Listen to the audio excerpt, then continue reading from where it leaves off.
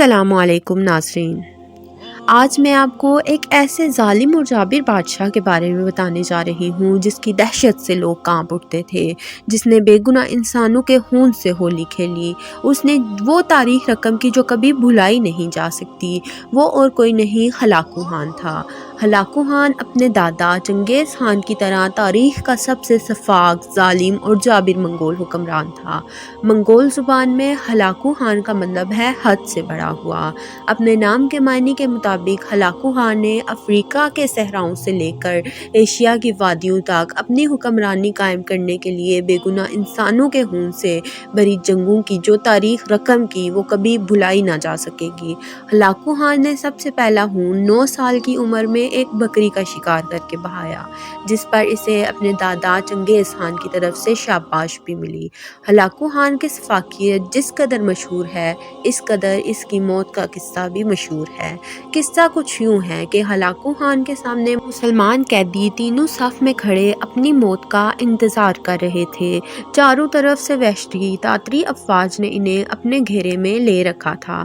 Hulagu Khan اپنے گھوڑے پر بیٹھا تکبیرانہ انداز میں مسلمان قیدیوں کو دیکھ رہا تھا۔ اس کے ہاتھ میں گرز ایک وزنی جنگی ہتھیار تھا جسے وہ ہوا میں اچھال کر اپنی طاقت کا مظاہرہ کر رہا تھا۔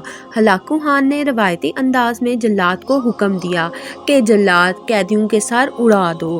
ہلاکو خان کا حکم ملتے ہی خوفناک شکل کا جلاد اپنے ہاتھ میں کلاڑے نما بڑی تلوار لے کر آگے بڑھا اور پہلی صف میں کھڑے قیدیوں کے سر تن سے جدا کرنے شروع کر دیے۔ پہلی صف کے آخر میں ایک بوڑھا غریب قیدی بھی کھڑا تھا جو اپنے گھر کا واحد کفیل تھا۔ وہ موت کے ڈر سے آہستہ آہستہ سرکتا ہوا قیدیوں کی پچھلی صف میں جا کر کھڑا ہو گیا۔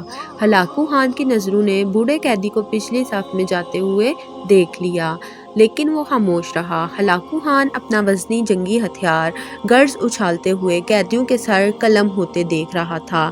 جلاد جو ہی ایک وار میں قیدی کا سر اڑاتا تو خون کے فوارے اچھل پڑتے، جسے دیکھ کر تاتری خوشی سے اپنی تلواریں اور نیزے لہرا لہرا کر شور مچانے لگتے۔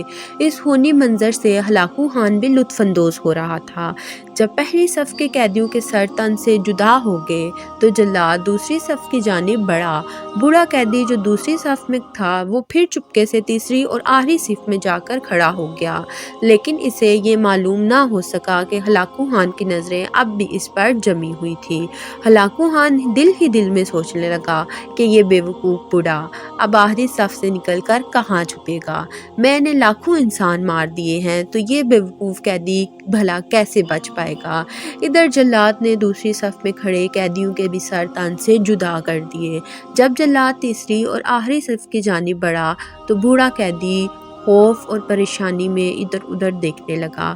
جلاد آخری صف کے قیدیوں کی گردنیں اڑانے کے بعد بوڑھے قیدی کے پاس پہنچ گیا اور اس کی گردن اڑانے کے لیے تلوار ہوا میں بلند کی تو ہلاکو خان کی آواز گونجی، رک جاؤ، اس کی گردن ابھی مت اڑانا۔ جلاد نے اپنی تلوار نیچے کر لی۔ سب خاموش ہو گئے کہ کیا ماجرا ہے۔ ہلاکو خان بوڑھے قیدی سے مخاطب ہو کر بولا، ارے بوڑھے، تو اپنی موت سے بچتا ہوا پہلی صف سے دوسری صف اور پھر دوسری صف سے تیسری صف میں آ کر کھڑا ہو گیا۔ اب پیچھے کوئی صف بھی نہیں بچی، اب بتا تجھے کون بچائے گا؟ بوڑھے مسلمان قیدی نے یکدم جذبہ ایمانی سے سرشار ہو کر جواب دیا، وہ اوپر والی ذات، اگر چاہے تو کچھ بھی کبھی بھی ممکن ہے، اگر وہ چاہے تو ان حالات میں بھی مجھے تجھ سے بچا سکتا ہے۔ ہلاکو خان یہ سن کر غصے میں آ گیا اور بولا، کون بچا سکتا ہے؟ کیسے بچا سکتا ہے؟ ہلاکو خان گرز کو تکبرانہ انداز میں ہوا میں لہرا رہا تھا کہ وہ اس کے ہاتھ سے پھسل گیا۔ ہلاکو خان نے گھوڑے پر بیٹھے بیٹھے تھوڑا سا آگے جھک کر گرز کو پکڑنے کی کوشش کی تو اپنا توازن برقرار نہ رکھ سکا۔ اس کا ایک پاؤں رکاب سے نکل گیا اور وہ اپنے گھوڑے سے نیچے گر گیا، جبکہ اس کا دوسرا پاؤں رکاب میں ہی پھنس کر رہ گیا۔ ہلاکو خان نے زور سے ہاتھ پاؤں مارے تو اس کا گھوڑا ڈر گیا اور سرپٹ بھاگنے لگا۔ ہلاکو خان کو بچانے کے لیے اس کا لشکر بھی حرکت میں آ گیا، لیکن گھوڑا اتنا طاقتور تھا کہ کسی کے قابو میں نہ آ سکا۔ گھوڑا چٹانوں کی جانب نکل گیا اور ہلاکو خان کو پتھروں پر گھسیٹنے لگا۔ ہلاکو خان کا سر پتھروں سے ٹکرا کر لہو لہان ہو گیا اور کچھ ہی لمحوں میں اس کی روح اپنے تکبرانہ وجود کو چھوڑ کر جہنم رسید ہو گئی۔ لشکر نے بے انتہا کوششوں کے بعد گھوڑے کو قابو کر لیا تو دیکھا ہلاکو خان کا سر بری طرح کچل چکا تھا۔ لشکر خوفزدہ ہو گیا اور جان بوجھ کر بوڑھے قیدی کو نظر انداز کر دیا۔ بوڑھا مسلمان قیدی بڑے آرام اور سکون سے پیدل چلتا ہوا اپنے گھر کی جانب روانہ ہو گیا، جبکہ ایک شفاق درندہ صفت انسان اپنے بھیانک انجام کو پہنچ گیا۔